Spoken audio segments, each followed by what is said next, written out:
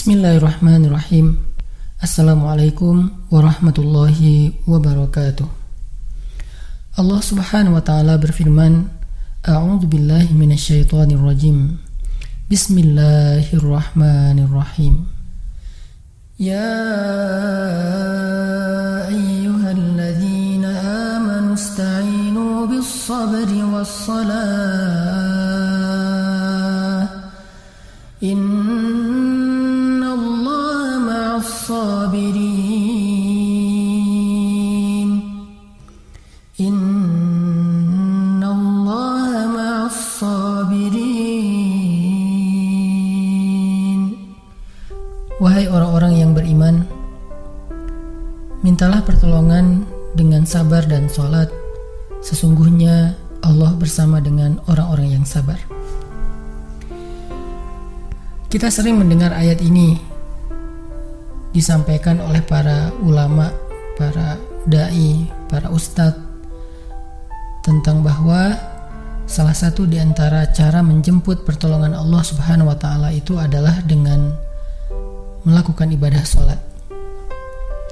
Pertanyaannya adalah, sholat yang seperti apakah yang bisa menjemput pertolongan Allah dalam kehidupan kita pada saat kita sedang mengalami ujian yang berat? Banyak orang yang bilang, saya sholat tapi kok hidup saya gini-gini aja. Banyak orang yang bilang, saya udah sholat tetapi kok doa saya belum diijabah. Saya udah sholat tapi kok masalah saya masih belum selesai.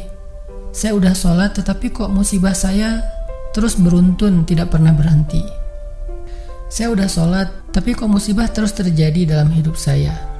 Sehingga teman-teman yang dirahmati Allah, kita perlu belajar sholat yang seperti apa yang bisa menjemput pertolongan Allah subhanahu wa ta'ala secara ajaib.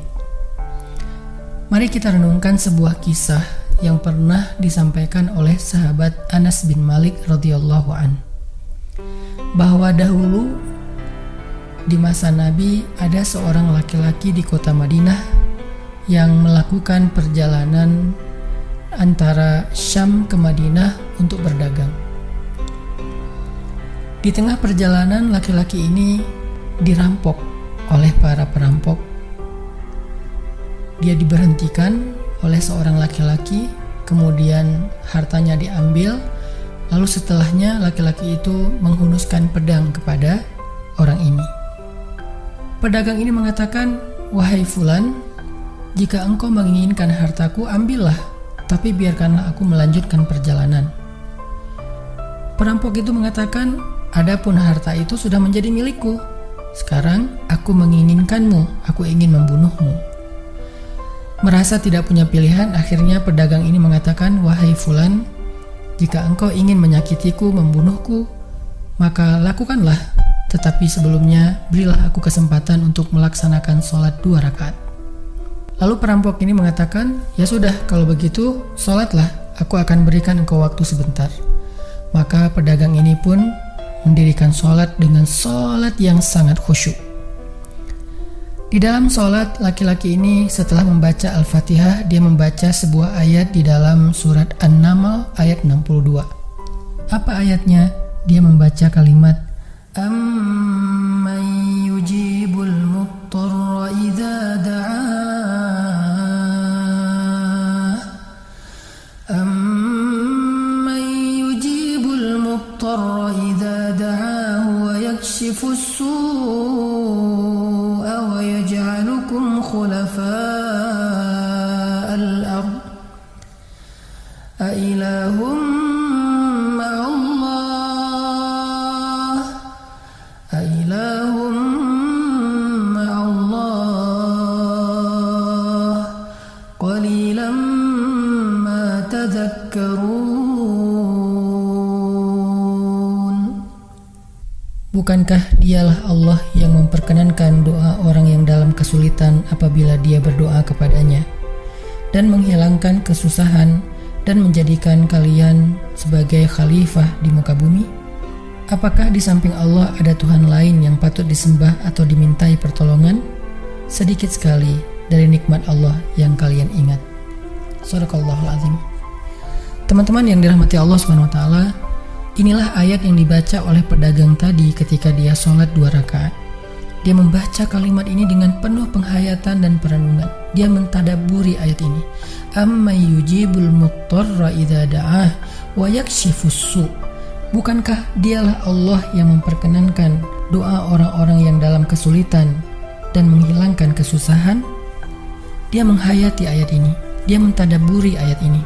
Sehingga muncullah rasa yakin di hatinya bahwa harapannya saat ini satu-satunya adalah Allah yang yujibul muttar. Dia dalam kondisi muttar, dalam kondisi kesulitan, dalam kondisi terancam.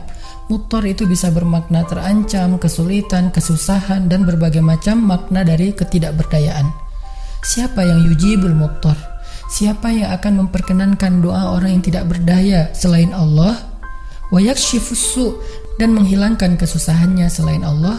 Maka mulai muncullah rasa yakin di dalam hati laki-laki ini setelah membaca ayat tersebut. Setelah selesai dia lakukan sholat, kemudian dia mengangkat kedua tangannya. Dia berdoa kepada Allah dengan menyebut nama-nama Allah yang mulia. Ya Rabbi, wahai Tuhan yang maha pengasih, wahai Tuhan yang maha penyayang, wahai Tuhan yang memiliki arasy yang mulia, wahai Tuhan yang menampakkan makhluk, wahai Tuhan yang maha mengembalikan, wahai Tuhan yang maha melaksanakan apa yang Dia kehendaki. Aku mohon dengan cahayamu yang memenuhi sudut-sudut arasy-Mu. Hamba mohon kepadamu dengan kekuasaanmu yang menguasai makhluk-Mu dan dengan rahmat-Mu yang meliputi segala sesuatu. Tidak ada Tuhan yang berhak disembah selain Engkau, ya Allah. Wahai Tuhan yang maha penolong, tolonglah aku. Laki-laki ini berdoa meminta kepada Allah dengan menyebut kebesaran Allah di arasy, menyebut cahaya-cahaya yang dimiliki oleh Allah yang meliputi arasy-Nya yang mulia. Tiba-tiba setelah selesai berdoa, muncullah seorang laki-laki dengan pakaian hijau bercahaya. Dia mengendarai seekor kuda berwarna abu. Dia mengeluarkan pedang. Lalu perampok tadi mencoba untuk menyerang laki-laki berkuda itu. Tetapi laki-laki berkuda itu menendang dengan kudanya sehingga perampok ini terhempas, terjatuh. Kemudian laki-laki tersebut membunuh perampok itu seketika. Kemudian pedagang itu bertanya, "Siapakah Tuan?" Lalu penunggang kuda itu menjawab, "Ketahuilah, saya adalah malaikat yang turun dari langit ketiga. Ketika kamu berdoa kepada Allah kali yang pertama, kami para malaikat mendengar suara gemerincing dari pintu-pintu langit. Sehingga para malaikat bertanya-tanya, apa yang sedang terjadi? Tiba-tiba muncullah doamu yang kedua, hingga pintu-pintu langit terbuka dan nampaklah cahaya yang sangat benderang. Dan di doamu yang ketiga, datanglah malaikat Jibril kepada kami seraya berseru, siapakah di antara kalian wahai para malaikat yang mau menolong hamba Allah itu? Lalu aku memohon kepada Allah agar Ia mengizinkanku melaksanakan tugas ini. Wahai hamba Allah, ketahuilah, barang siapa yang berdoa dengan doa yang engkau baca tadi ketika dalam kesedihan, penderitaan, dan dalam keadaan sedang susah, maka Allah akan melepaskannya dari kesedihan dan akan menolongnya." Teman-teman yang dirahmati Allah Subhanahu wa taala, itulah salah satu kisah tentang keajaiban sholat seorang pedagang yang dengan sholat itu Allah Subhanahu wa taala mendatangkan pertolongan yang luar biasa dalam masalahnya. Pertanyaannya adalah, apa rahasia sholat pedagang itu sehingga Allah mendatangkan malaikat khusus yang menunggang kuda berwarna abu, lalu malaikat ini membunuh perampok yang ingin mencelakai pedagang itu? Salah satu rahasia dari sholat pedagang itu, kata para ulama, adalah dia melakukan ibadah sholat dengan ihsan. Seperti yang dikatakan Nabi tentang bab ihsan, "Anta'budallah ka'annaka tarah, fa'in lam takun tarah, fa'innahu yarak." Ketika engkau beribadah kepada Allah, seolah-olah engkau melihat Allah.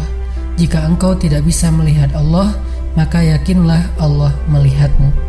Di sini Nabi mengajarkan kepada kita tentang sholat yang terkoneksi langsung dengan Allah Subhanahu wa taala. terkoneksi dalam yakin dan iman sampai seolah-olah kita melihat Allah. Artinya ketika kita bisa sholat seolah-olah kita melihat Allah, lalu dengan kondisi seperti itu kita meminta pertolongan Allah dengan penuh keyakinan, itulah sholat yang mendatangkan pertolongan Allah. Atau kalau kita nggak bisa membayangkan bahwa kita melihat Allah karena itu memang sulit, maka yakinlah Allah melihat kita dan itu pasti. Artinya bahwa Allah itu pasti mendengar kita, melihat kita, dan sedang menunggu apa yang kita butuhkan. Maka orang yang bisa melakukan sholat dalam keadaan benar-benar seperti sedang bertemu dengan Allah, lalu dia meminta pertolongan Allah Subhanahu wa Ta'ala seperti pedagang tadi, maka sholatnya itulah yang disebut di dalam Al-Quran wasta'inu bis sabri was sholah, sholat yang bisa mendatangkan pertolongan Allah Subhanahu wa Ta'ala. Semakin sering kita melakukan sholat dengan ihsan, benar-benar seperti bertemu dengan Allah Subhanahu wa Ta'ala. Kalau kita nggak bisa ngerasain bagaimana cara menghayati kita melihat Allah, yakinlah Allah melihat kita. Dan kalau kita bisa mendawamkan ini dalam sholat 5 waktu dan dalam sholat-sholat sunnah kita yang lain, terutama sholat tahajud, maka insya Allah sholat kita sudah menjadi jalan keajaiban dalam kehidupan kita. Barakallahu.